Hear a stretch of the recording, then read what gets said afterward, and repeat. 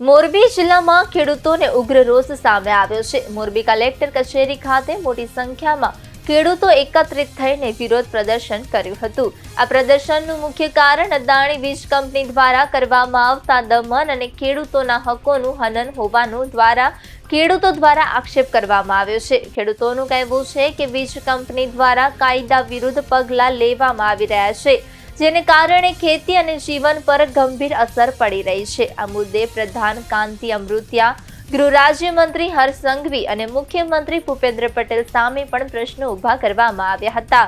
પ્રદર્શન દરમિયાન આશરે 29 ખેડૂતોના ટેકામાં 1000 જેટલા કુટુંબો ભેગા થયા હતા, જેને કારણે કલેક્ટર કચેરી વિસ્તાર ખાતે ભારે ભીડ જોવા મળી હતી।